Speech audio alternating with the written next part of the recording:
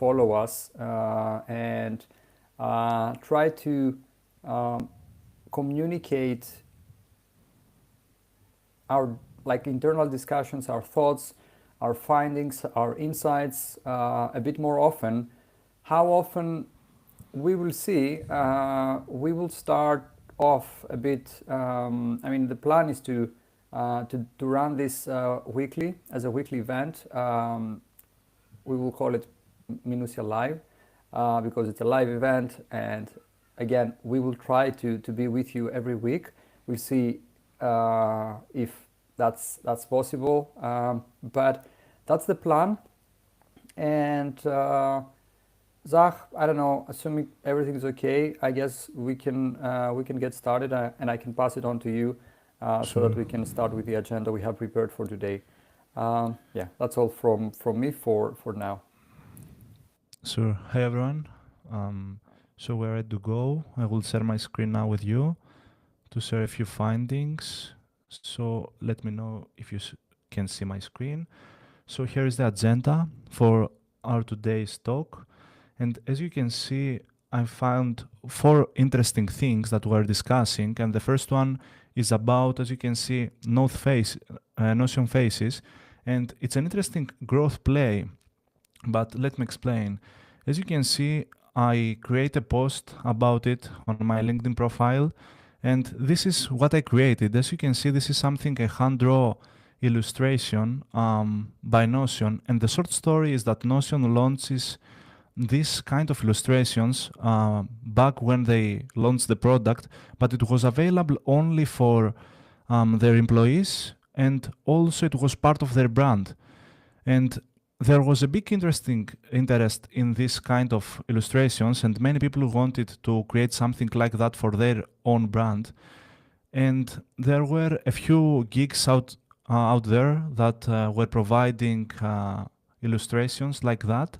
And Notion seems to understand this thing. It was a bit interesting, a bit anticipated by the users. So they created this page this week, actually. And it's called Notion / as you can see, Faces. And from there, you can just create your own illustration and a portrait of yourself, just going here. And as you can see, the platform is pretty easy to use because you just go here, you just pick something, and then you are choosing the elements. And the interesting part is that after Notion launched this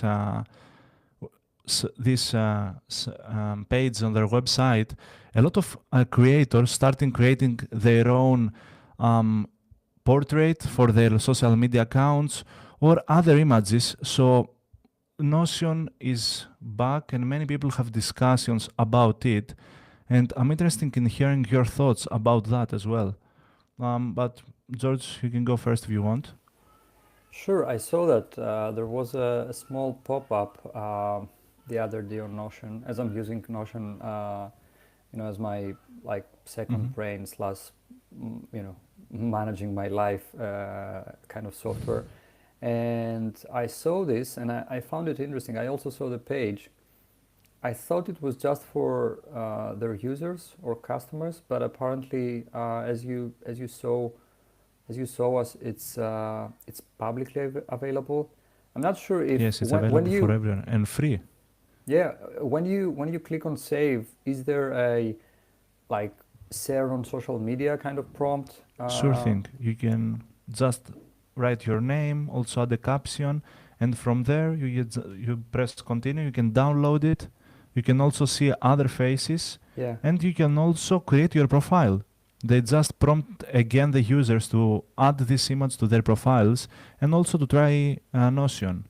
Yeah, that's a very smart play, and I mean, it's a great play, very smart. And I mean, Notion started as a design first, product first company.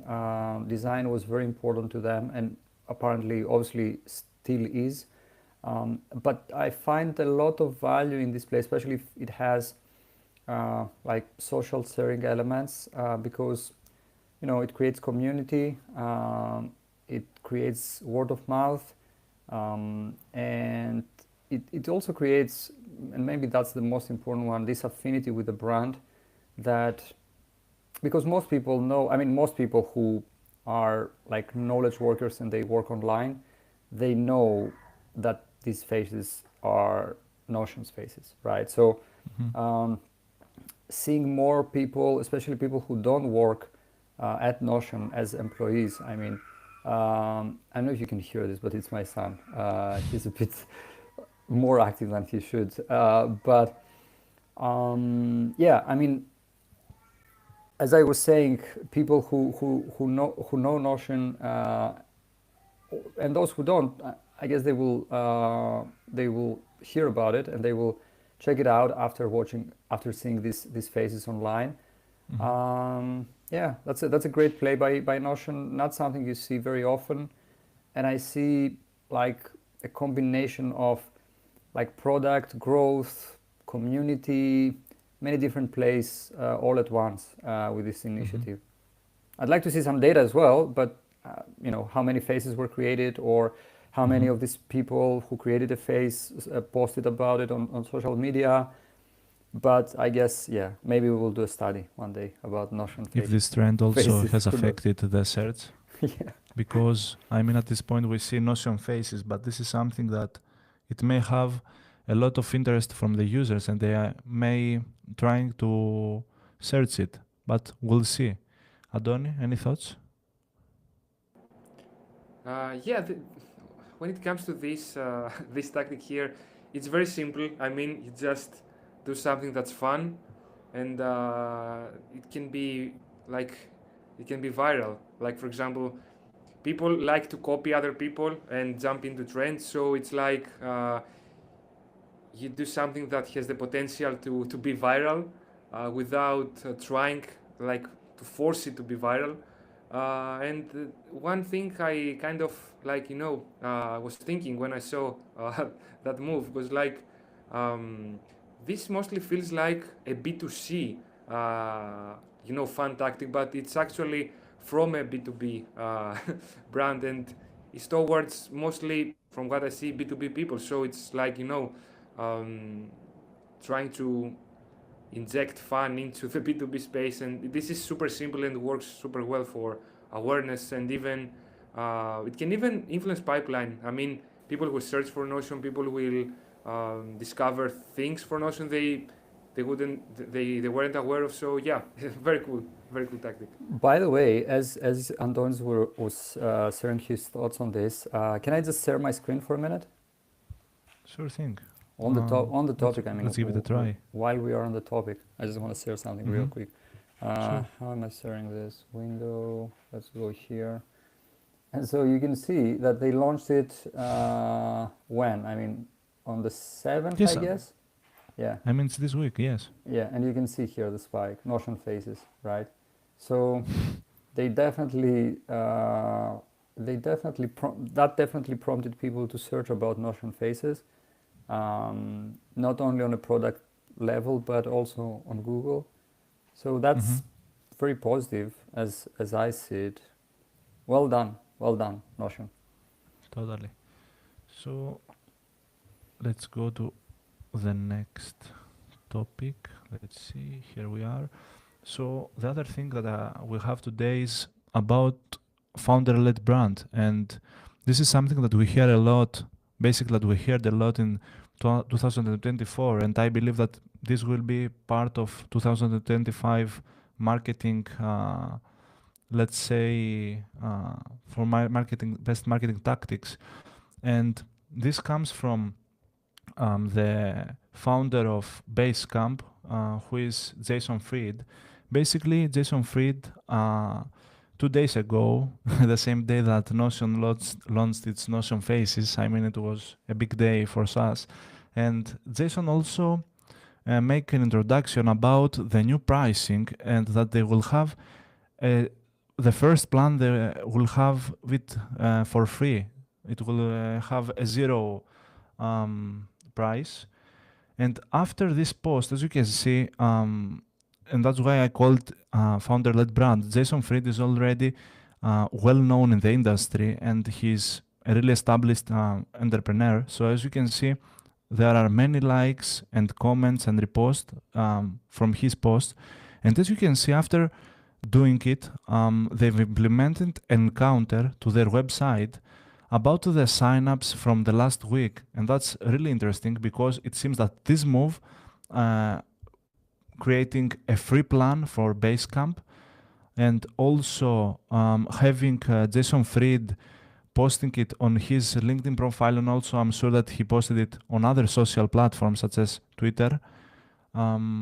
It brought a lot of signups to the platform, and this is really interesting, and that shows us how important is a CEO, a founder, or a C-level executive to be available on this platform, creating a community and try to communicate their product's value.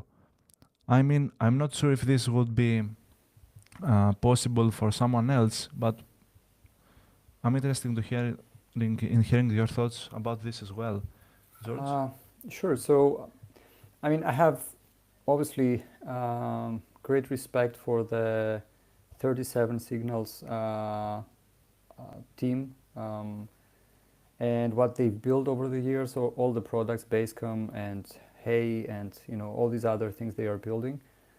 This seems to me like a product-led play. They are basically introducing a free plan, trying to get more people at the door as free users, and then from there they have faith in the product and in the product's ability to turn these free users into paid customers, right? And I'm not sure about the counter and whether they introduced the counter after this announcement and after the introduction of the free plan. I haven't visited their pricing page to really know the difference between before and after the announcement. But and also here one important point here is, are we sure that when they say signups, I mean the counter, does it count just signups, free signups? Yeah, I mean from the wording, I guess it is signups and sign up, because signups is mentioned only on the Basecamp free plan. Yes. Yeah, it's not like trials or anything. So maybe you're right here. Maybe you're right on this. It seems to me again like a product-led brand. They have the reach. They have the trust. They have everything really to do this and to do this successfully. I find it a good move. Yeah, that's all. Antonis, any thoughts? I basically like the counter. It's like social proof. Like it's people want to trust other people, and if someone see like, oh, this guy is like sign up, maybe I'm missing on a cool product, and it might push people to also sign up. It's a good move. It kind of reminds me of those more traditional marketing, like trade shows where they have like traditional products, and they offer some samples for you to try, like food, and then if you like it, you kind of buy it. It's something like that. It's good, and I personally like the sign up counter. I think it can push people to try it because of fear of missing out on something cool. Yeah, I agree. Also, the third thing that we're going to discuss is about an approach that I found quite interesting, and it's a non-SEO approach from a B2B SaaS. And this time I'm speaking about Equals. Basically, Equals is a platform that you can build reports and ways to measure things and create, as you can see, graphs about statistics and everything. And the interesting part about this platform is that they choose an uncontroversial track tactic. Instead of creating a blog under their subfolder in their website, they choose to create something different. They created a branded blog which is wrap text, as you can see. And this blog is basically lives in Substack, as you can see.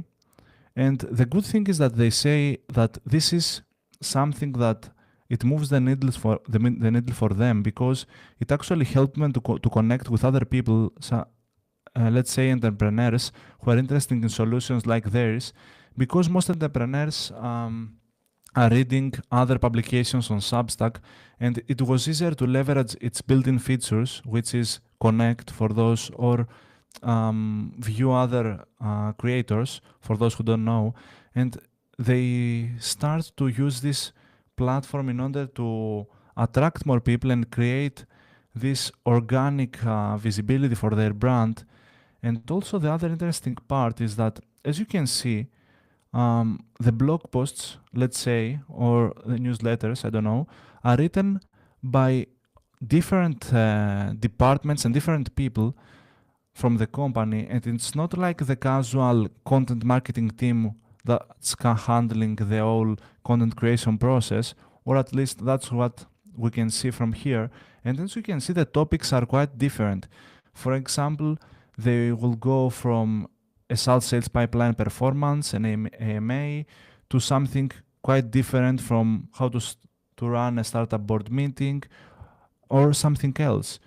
And I really like their approach. I don't know if it really affects their pipeline, but if they say so, I believe them. But it's quite interesting to see that a B2B brand choose to go with a non-SEO approach, and that's definitely something that we've seen in the past. But I want to hear from you. So back in 2023, in October, we introduced a concept called media singulars, which is basically, like distinguished brands, distinguished media entities, or distinguishable unique media entities that have a unique name, that they are platform and channel agnostic. They have media personalities behind them, and they are part of the overall, I would say content marketing, but you could say more broadly speaking, marketing strategy. This is obviously a media singular. This is what it is, because it's platform agnostic. It doesn't, live on the website. It lives on a separate domain. It's also built on Substack, which means that they don't rely on the website CMS for that, and they can also leverage Substack's growth features, such as recommendations by other creators and whatnot, and it has media personalities behind it, since there are different authors, as you mentioned. Again, we talked about it in October of 2023. It's not as if we introduced something like innovative or whatever, but it's basically distilling how these cases work, what are the characteristics of them, of these media assets, or however you want to call them. And this is what this is about. I think Equals know what they are doing, and it seems that they are executing on it really well. Overall, I like it, but again, we've talked about it, and we've seen other brands following this a similar playbook, maybe not on Substack, but on other platforms, different types, formats and whatnot. And I think that, and I will close with that, as moving forward, we will see more and more of that, more of this media led, for lack of a better way to put it, plays. Yeah, well done on Equals. That was a good one, Zach. Antoni, your thoughts as an SEO? Well, sometimes the best way to do SEO is not to do SEO. Like, I mean, I don't know about this industry, but sometimes if you know the search environment is very competitive or saturated, it would be better to leverage other tactics. I don't know about this industry, although I personally think that you can rank in every niche with the right strategy. Um, I kind of like this. It's very different, and whatever moves the pipeline is the correct play. Like if it works, it works. Seems interesting though. To- Totally agree with you, Adoni. And the last thing for today's session, I have something that George will share a few more things, but it's basically Cloudflare's year in review, and they shared this. They created this page with some really interesting um, graphs and statistics. And George, if you want, you can share a few things, and I will try to navigate. Sure, I can share my screen if you want. Sure.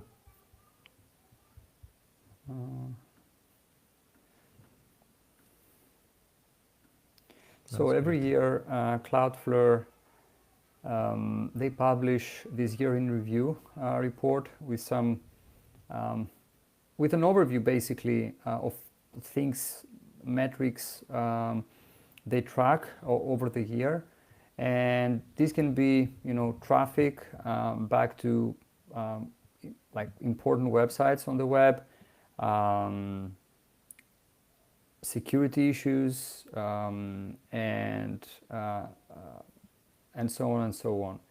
I would like to discuss a couple of these data points. The first is internet traffic growth for 2024, which was at 17.2%, as you can see here, which is great. I think 2023, the year prior to that was at 23%. I think that's the number was somewhere around there.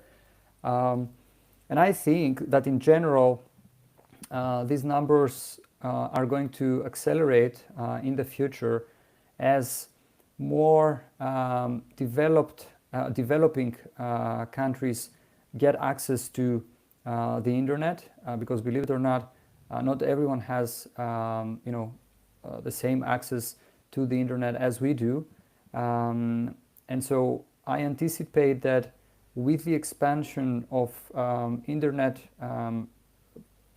services such as SpaceX's Starlink and others, obviously, to some of these countries, and also to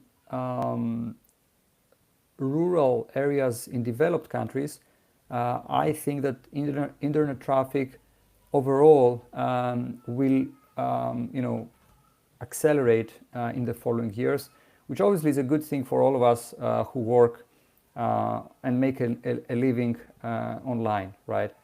Now, the second thing I would like to discuss is the fact that because there is this like debate about tools like ChatGPT overthrowing Google and becoming the dominant force when it comes to search engines and whatnot. I would say that there are various data studies that prove that this is actually overstated, and just there is too much excitement around these services. To some extent, rightly so, because AI is most likely here to stay, and it's what's happening is very exciting.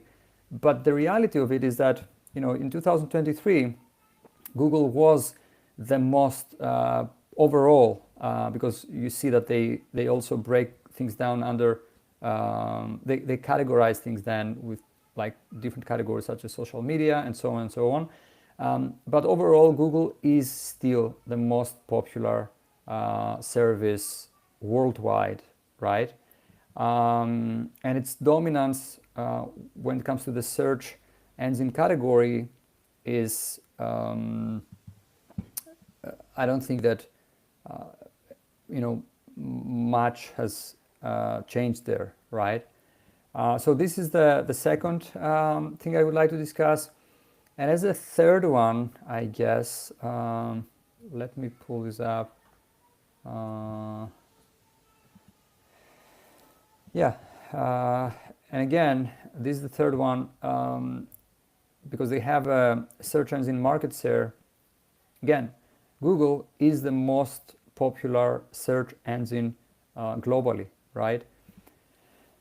Now, overall, as you can see, the difference is just staggering. Google has an 88.5% market share, according to this report, of course. There are other reports and studies out there, but the difference compared to the second player in the category, which is interestingly not Bing, but Yandex, the difference is it's just, like significant, right? You can see that Google is the outlier in the category.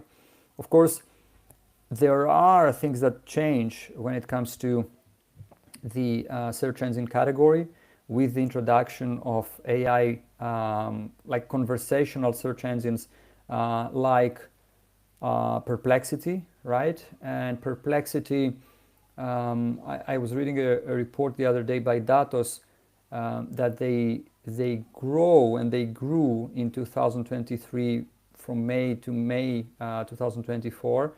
But obviously that growth is not enough to get in here, right? Maybe in 2025, who knows? But not yet.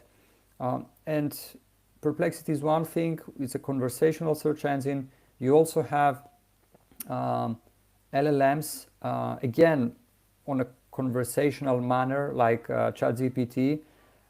You have search engines or like tools that are used like search engines, such as X's Grok, which I'm not exactly sure how, a report like this could in the future track their market share, just because it's available only to X Pro users or customers.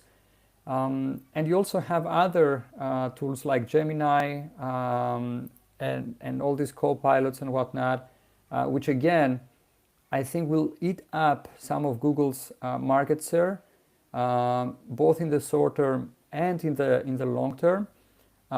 Gemini is obviously a Google product, but still, it's also a competitor, as I see it, to the search engine. But I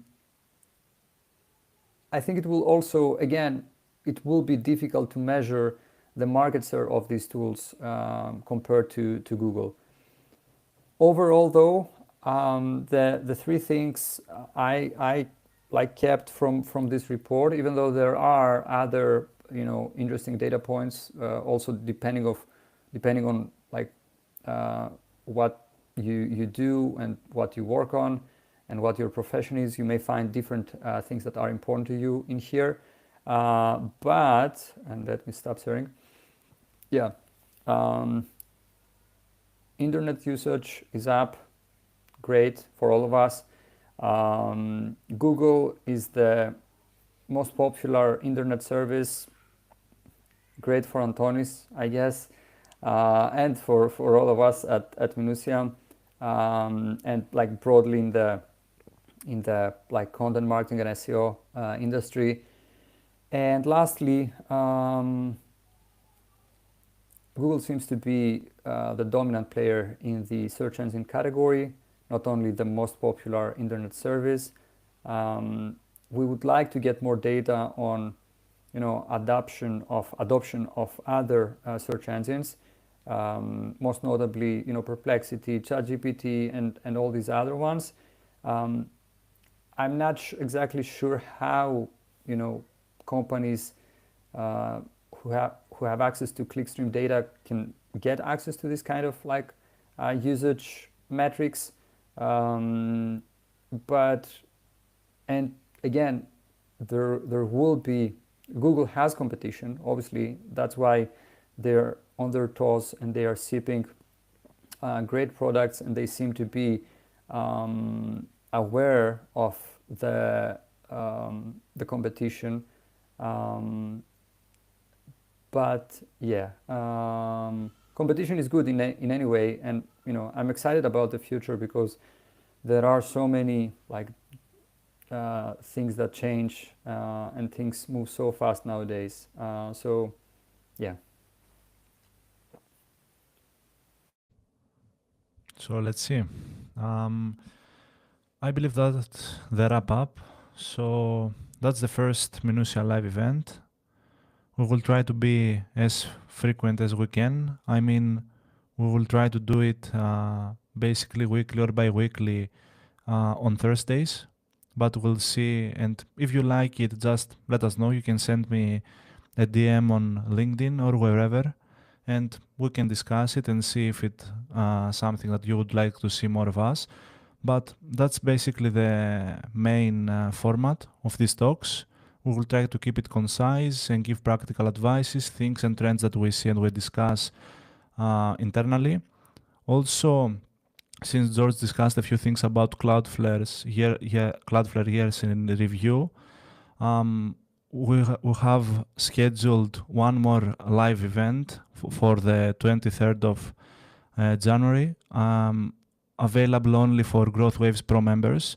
And if you are interested in it, I will prompt you to check it out. You can just go and visit growthwaves.com/pro and check our plans and see if it's something that you would like to be part of, because the content is killer. I'm biased, but okay, you can check it out.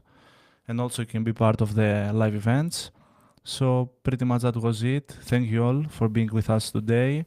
Thank you, George. Thank you, Antonis. And see you all. Thank you. Bye. Bye, everyone.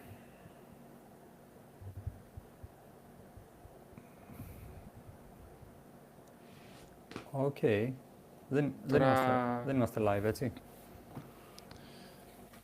Νομίζω ότι τα έχω κλείσει παντού. Okay. Λοιπόν,